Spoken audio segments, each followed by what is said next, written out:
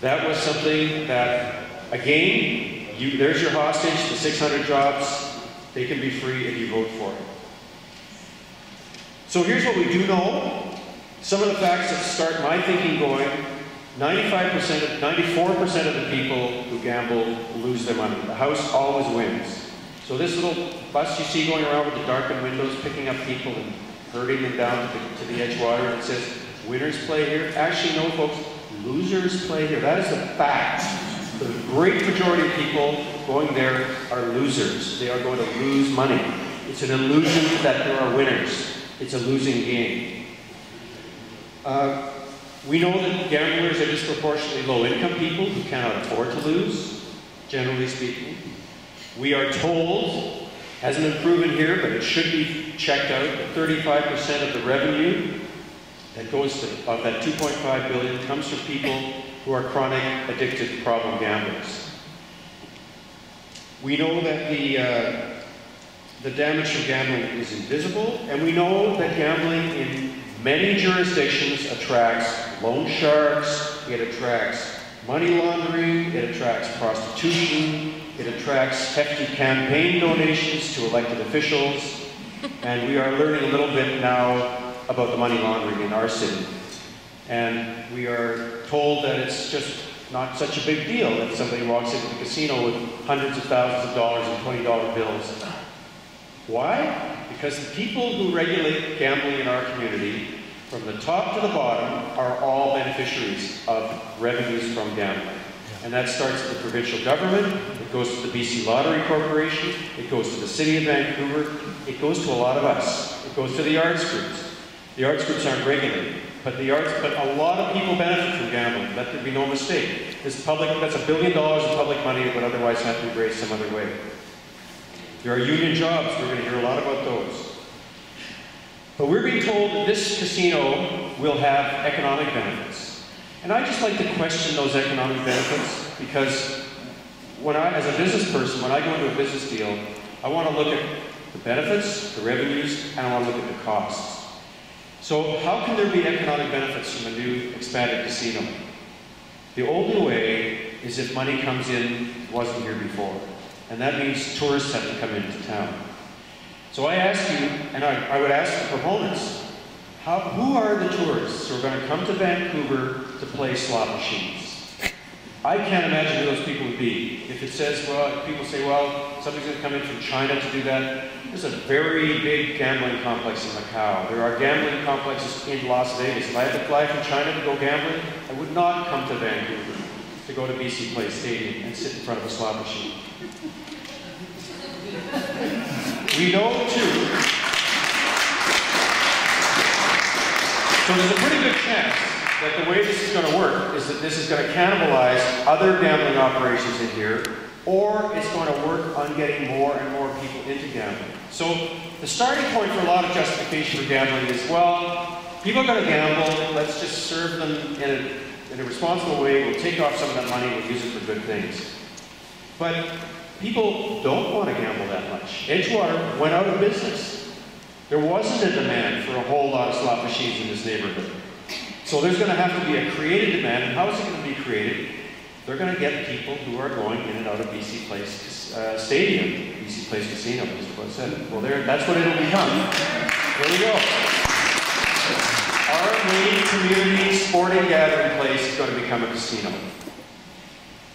So, what I would like to see from this, I would like to see City Hall Council sever the decision about the gambling expansion, have a separate discussion about that, focus on that, get the facts on that, and get everybody on the record voting just for that, or against it as they see fit. Let's hold the politicians to account. Let's not bury it in a 55-page report and say that it's not possible to untangle it. In fact, in the report, the Director of Planning actually says we could take this out and deal with it separately. We should deal with it separately.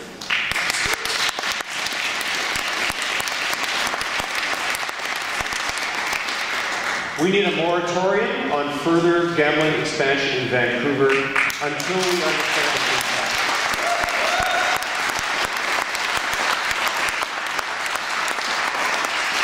We need, at the provincial level, an independent, arm's-length body that assesses the impact of gambling in this province.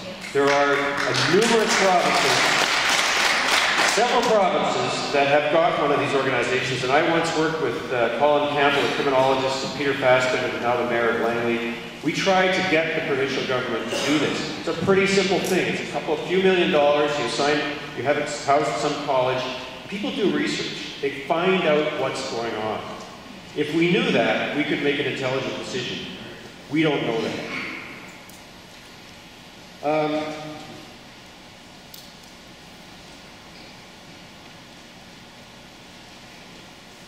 There is one organization, I just want to mention, that does not benefit from gambling, that has some oversight, and that's the RCMP. But what's happened with the RCMP? There was an integrated illegal gambling enforcement team from 2002 to 2009. It's been disbanded. The RCMP are saying publicly, we got some problems here, folks. There's something going on with this money laundering, but there's no integrated team that's dealing with it. There's nobody measuring it.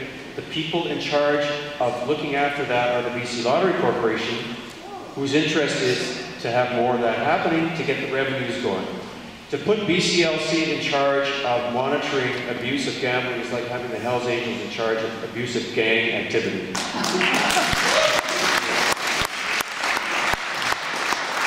finally, we need full transparency on where the money is going to go from this casino. Because I have heard, when we started, there was a formula for that each city would get so much money. If you had a gambling premise in your city, you'd get such and so percentage of the take. And now I'm hearing that they're thinking of shifting that a little bit. Now that Edgewater is in there, they got the permission, now we'll change the formula and the city won't get quite so much. How much is Paragon getting? Who is putting up the money for this and who is backing it? Are we going to get ourselves into the same situation we got into in Southeast Falls Creek, where a private developer comes up with a project, it doesn't work, it falls back in the lap of the public agency that owns the land and property? Getting into that here, we need to know that. We need to hold Edgewater to the old agreement they got when they first got slots of how the money should be divided, where it should go, and how much should come back to the community.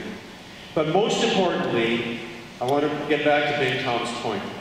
We need a more imaginative, positive vision for our community. We need, Larry Beasley was on the radio this morning with a tape when I was on responding, saying, well, you know, we need a vision for this neighborhood. We got to be bold and we got to really turn it around. Think about what that really means if you have a casino as your centerpiece of your neighborhood. This is not a community gathering place. When you're in a casino, their job is to keep you focused on that slot machine. There are no windows. There's no interface with the street. It's not something where people can come in and sort of go in and out and enjoy each other. You get your head down, you stay in there, and you just keep putting money in until you're out of money, broke, or tired, and too drunk to go home. So I think that we have to have a better vision. Vancouver can do better than this. Vancouver.